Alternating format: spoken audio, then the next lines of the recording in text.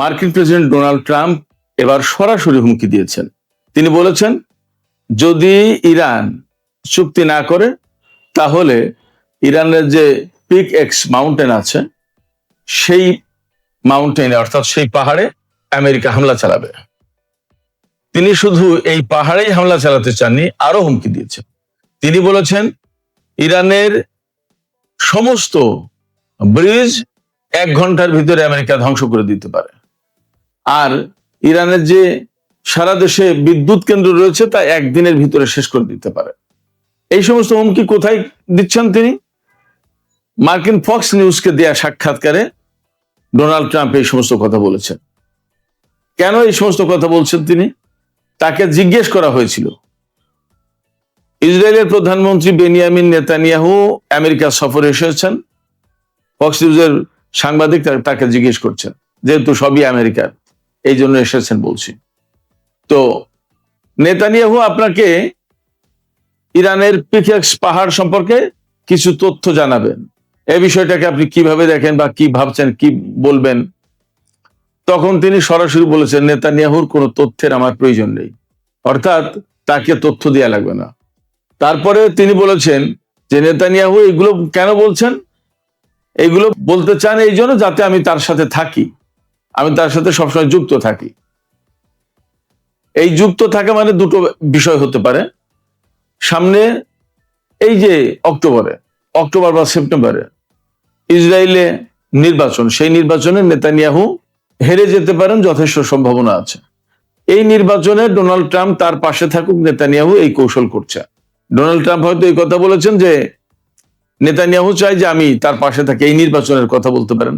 অথবা এমন হতে পারে ইসরায়েলের সাথে যে ইরানের দ্বন্দ্ব, সেই দ্বন্দ্বে মার্কিন প্রেসিডেন্ট ইসরায়েলের প্রধানমন্ত্রী বা ইসরায়েলের পাশে থাকুন, হয়তো এটাও মিন করতে পারেন।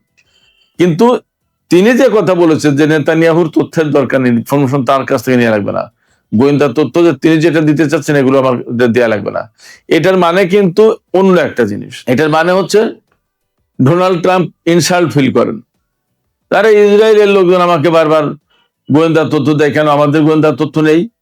ভাবটা এরকম যে ইসরায়েলের প্রধানমন্ত্রীর কাছ থেকে গোয়েন্দা তথ্য নিতে হবে আমার। এবং তিনি এখানে একরকম বিরক্তি প্রকাশ করেছেন।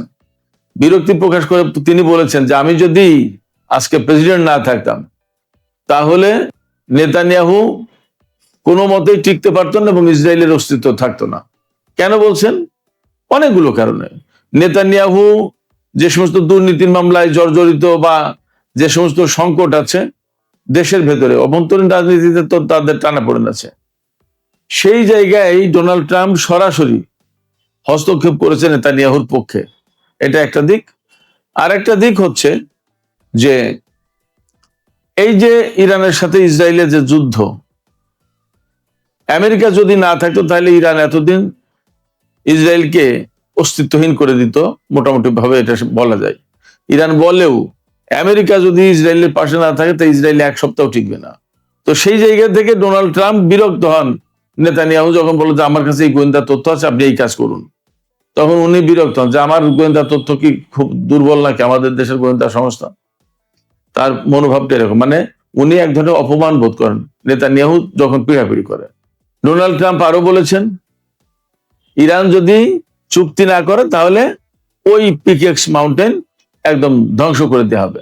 আমেরিকা বা ইসরায়েল বলছে যে ওই পিকেক্স পাহাড়ে ইরানের সমৃদ্ধ ইউরেনিয়াম রয়েছে এবং সেখানে ইরান গোপনে পরমাণু বোমা বানানোর চেষ্টা করছে। আমি একদিন পিকেক্স পাহাড় নিয়ে বলেছিলাম, এই পাহাড়ের 600 মিটার গভীরে ইরানের পরমাণু স্থাপনা আছে এমন তথ্য পাওয়া যায়। ইরান সম্ভবত এমন কথাও বলেছে যে এটা নিতান্তই তাদের বানানো খবর। সেই পিকেক্স পাহাড়ে ইরানের পরমাণু কর্মসূচি থাকুক বা না থাকুক, ডোনাল্ড ট্রাম্প একদম সুনির্দিষ্ট লক্ষ্যবস্তু ধরে নিয়েছে এবং সেই পাহাড়ে হামলার কথা বলেছে। প্রশ্ন হচ্ছে যে আমেরিকা হামলা চালালেই, যেমনটি বলছেন ডোনাল্ড ট্রাম্প, যে 1 ঘন্টার ভিতরে সমস্ত ব্রিজ ধ্বংস করে দিতে পারি, 1 দিনের ভিতরে সমস্ত বিদ্যুৎ কেন্দ্র ধ্বংস করে দিতে পারি, এতে ইরানকেও যদি ফ্রি হ্যান্ডে বলা হয় যে আমেরিকা সবকিছু ধ্বংস করে দিতে পারবে। কিন্তু আমেরিকা ইরানের উপর হামলা চালাতে গেলে ইরান তো একদম বসে থাকবে না, কিছুই যে প্রতিরক্ষা করতে পারবে না তা তো না। এবং দিন দিন আমরা তো দেখছি ইরানের পাওয়ার দিন দিন প্রকাশ পাচ্ছে। প্রথমে যা ছিল আস্তে আস্তে আস্তে আস্তে এখন অনেক কিছু বেড়ে গেছে। এবং শুধু তাই না, মধ্যপ্রাচ্যের পরিস্থিতি যা, তাতে তো মার্কিন ঘাঁটিগুলো অস্তিত্বহীন হয়ে পড়েছে। সেক্ষেত্রে ডোনাল্ড ট্রাম্প হুমকি দিলেই ইরান যে সেই হুমকিতে পড়ে যাচ্ছে, ইরান সে ব্যাপারে ভয় পাবে, ব্যাপারটা এমন না। বরং কি হবে, এখন আন্তর্জাতিক অঙ্গন থেকে কিন্তু ব্যাপক চেষ্টা চলছে ইরান এবং আমেরিকার মধ্যে নতুন করে কূটনৈতিক আলোচনা শুরু করা এবং ইসলামাবাদ যে সমঝোতা স্মারক সই হয়েছিল ওর ভিত্তিতে আবার আলোচনায় ফেরা এবং চূড়ান্ত চুক্তির ব্যবস্থা করা। কিন্তু ফ্যাক্ট হচ্ছে যে ইরান সম্ভবত এবার আর যাবে না এইভাবে, কারণ বিশ্বের কারোর মুখ নেই ইরানকে বলার এই কথা, হ্যাঁ আমরা গ্যারান্টি দিচ্ছি আমেরিকা চুক্তি মানবে এবং আলোচনা স্বাভাবিকভাবে এগিয়ে নেবে। বরং ইরান যে কথা বলছে যে আমরা পরিষ্কার দেখতে পাচ্ছি যখনই তেলের দাম বেড়ে যায় তখনই আমেরিকা আলোচনায় বসার কথা বলে, ডিপ্লোম্যাটিক প্রসেসের কথা বলে। এখন $100 উপরে তেলের দাম চলে যাওয়ার কারণে তারা আবার এই যুদ্ধবিরতি দিয়েছে এবং নিজেরাই কারোর সাথে কোনো কথা না বলে তারাই নিজেরাই চুপ, এবং তারা এখন আলোচনার কথা বলছে নানান কথা। কিন্তু ইরান এই চুক্তির দিকে আর যাবে কিনা সন্দেহ আছে। ইরান বলছে যে আমরা তো তাদেরকে চিনি, তারা এখন এই কথা বলছে, কিন্তু যখন একটু বেটার হবে অমনি তারা আবার আমাদের বিরুদ্ধে যুদ্ধ শুরু করবে। ইরান এটাও বলছে, অনেকে প্রশ্ন করছে যে কেন ইরান থেমে গেল, আমেরিকা থেমেছে বুঝলাম, কিন্তু ইরান কেন থামলো?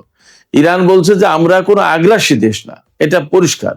এই মেসেজ আমরা বিশ্ববাসীর কাছে দিতে চাই। এক, দুই হচ্ছে আমেরিকা যখন যুদ্ধ শুরু করেছে তখন আমরা শুধু যুদ্ধ শুরু করেছি, আর যখন তারা থেমেছে আমরাও তখন থেমেছি। আমরা অহেতুক আগ বাড়িয়ে আরো বেশি যুদ্ধ করতে চাইছি না।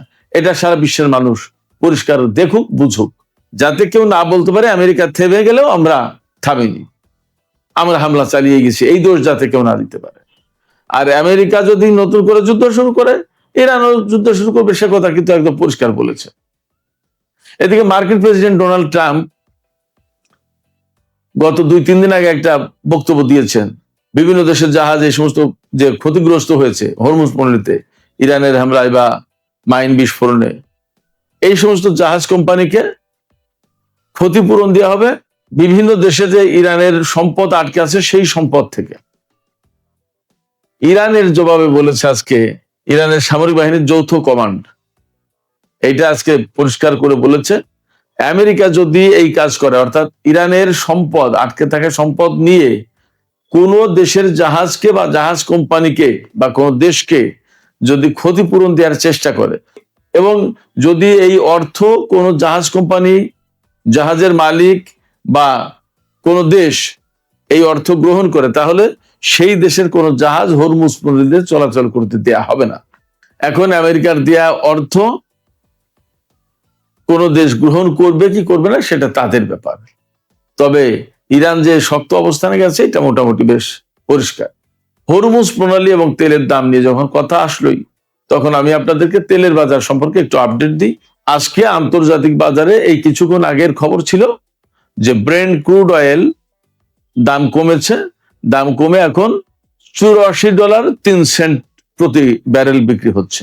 আর ওয়েস্ট টেক্সাস ইন্টারমিডিয়েট যেটা, সেটা বিক্রি হচ্ছে প্রতি ব্যারেল $81.20। তার মানে তেলের দাম বেশ কমেছে। এই তেলের দাম কিন্তু 4-5 দিন আগে $100 চলে গিয়েছিল।